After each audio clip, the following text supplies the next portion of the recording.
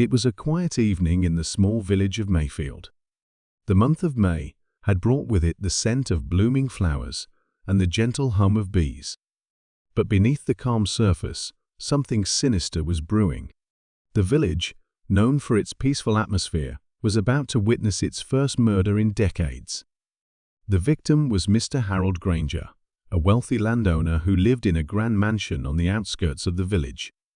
He was found dead in his study, slumped over his desk, with a single gunshot wound to the head. The room was locked from the inside, and the windows were bolted shut. It seemed like an impossible crime. The news spread like wildfire, and soon the village was buzzing with whispers and theories.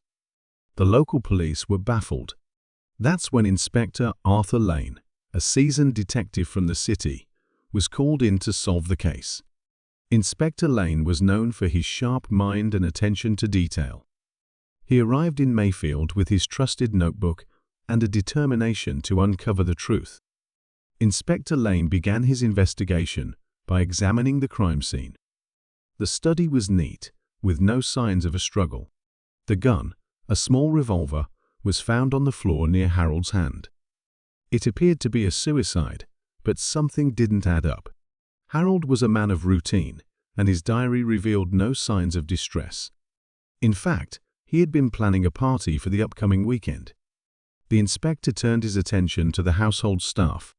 There was Mrs. Jenkins, the housekeeper, who had been with the family for over 20 years. She spoke highly of Harold, but seemed nervous during questioning.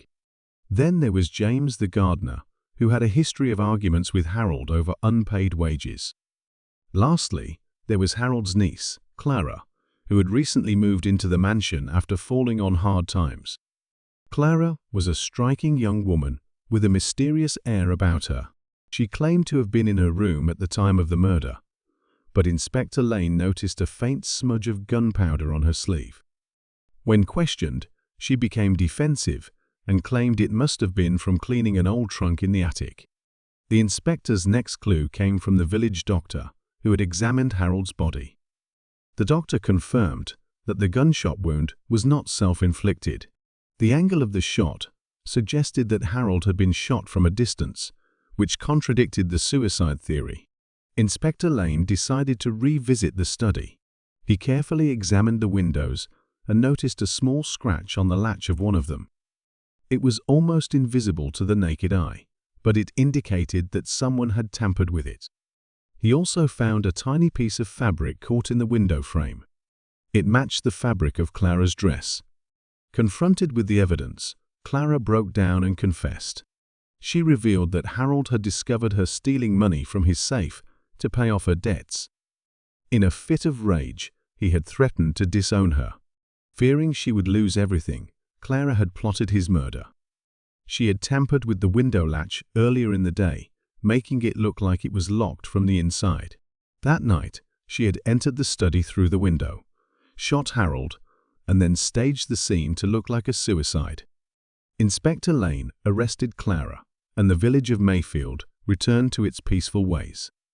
But the memory of the murder in May lingered, a reminder that even in the most idyllic places, darkness can lurk beneath the surface. The case was closed, but Inspector Lane couldn't shake the feeling that there was more to the story. As he left Mayfield, he made a mental note to revisit the case someday. For now, though, the mystery was solved, and justice had been served.